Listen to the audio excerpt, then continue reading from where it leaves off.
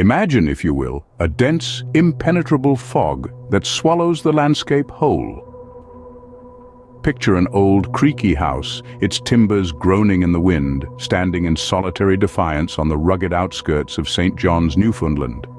It's not just any house, though. This house sits in the heart of an ancient aboriginal Indian burial ground, a place infused with centuries of history and mystery.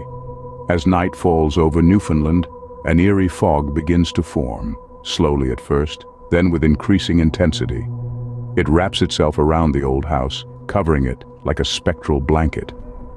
The fog is not a mere meteorological phenomenon, though. Locals whisper about it with hushed voices and wide-eyed fear.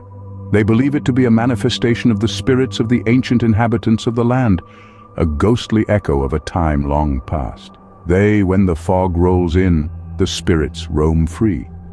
So, brace for the phantom fog of Newfoundland is about to reveal its secrets. Now imagine being inside that house, trapped in a labyrinth of shadows and whispers. Meet our brave soul who recently moved into this hulking, creaky mansion, ignorant of the eerie history it holds. They were drawn to its rustic charm, its mystery, its whispers of an era long past. Little did they know they were stepping into a world where the past was not just alive, but restless. The haunting began subtly, a gentle tap here, a soft rustle there. It was easy to dismiss, to convince themselves it was just the house settling, the wind playing tricks. But then the whispers started. Hushed voices, unintelligible but unmistakable, seeming to come from nowhere and everywhere all at once. Objects started moving on their own, defying gravity and logic. A book would fall off a shelf, a chair would shift from its place, a door would open and close without anyone near it. It was like the house had come alive, or perhaps it was never really empty. And then they saw it. A ghostly apparition, a flicker in the corner of their eyes, a silhouette in the fog outside. It was not clear, not solid, but it was there. A figure that would appear and disappear, like a memory struggling to surface.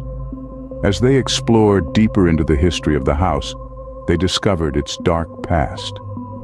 It was built on an aboriginal Indian burial ground, a sacred place where ancient spirits were laid to rest.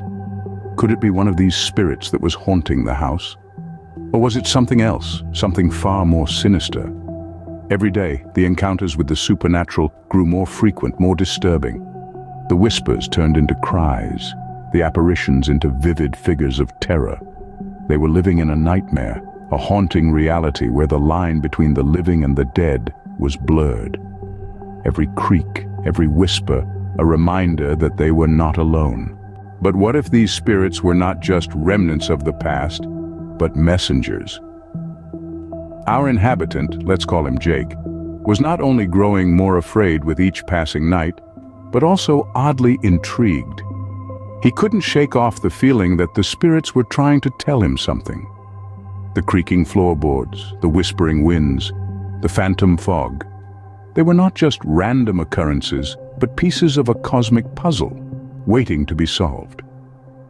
Jake's curiosity gradually overpowered his fear. He was a man of logic after all. And so he ventured into the unknown, trying to decipher the cryptic messages of the spectral beings. He spent countless nights sitting in the deafening silence of the old house, straining his ears for the faintest whisper, his eyes for the slightest movement. The spirits responded, their messages growing clearer with each passing night. They guided Jake through the maze of the house's dark history, revealing its sinister connection to the burial ground. The house, it turned out, was built upon a sacred aboriginal Indian burial site. The spirits were the souls of the departed, wronged and restless. The house had seen many owners, all oblivious to the spirits' desperate pleas. But Jake was different. He listened, he understood.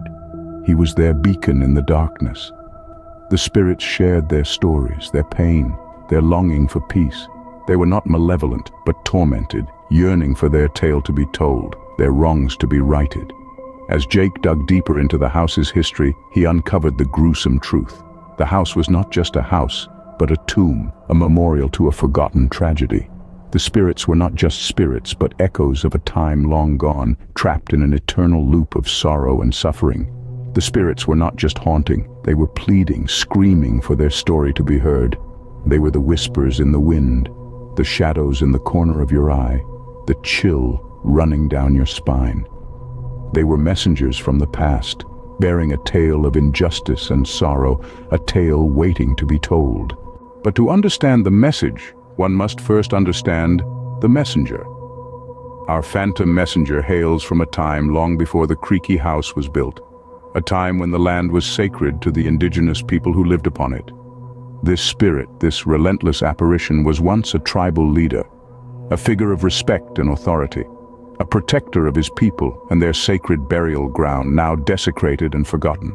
His tribe, their culture, their very existence was brutally displaced, their sacred spaces violated by the encroaching settlers. The land, once a vibrant tapestry of life and tradition, was silenced. The echoes of their laughter, their songs, their stories, replaced by the chilling whispers of the wind through the skeletal remains of the old house. The spirit of the tribal leader, bound by an oath to protect his people, finds himself tethered to this land, to this house that stands as a cruel monument to his people's suffering. His spirit, trapped in an ethereal limbo, is unable to rest. His message, his plea, is not one of revenge, but of recognition.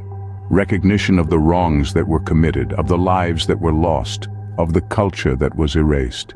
He seeks not to frighten, but to enlighten, to make the invisible visible, the unheard heard.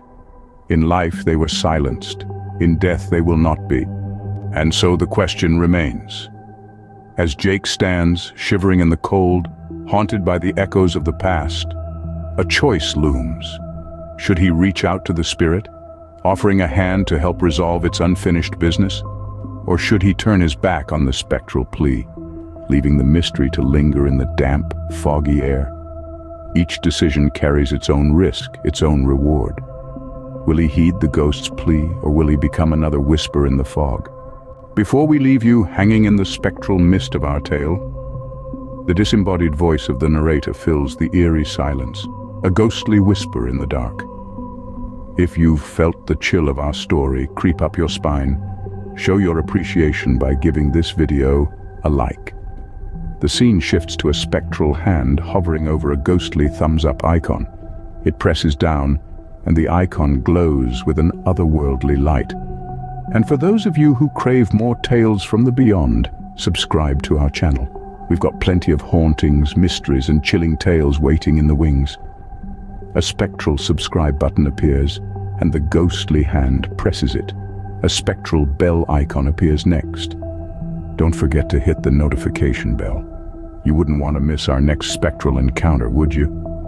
The ghostly hand presses the bell icon, which rings out with a haunting chime that echoes into the darkness.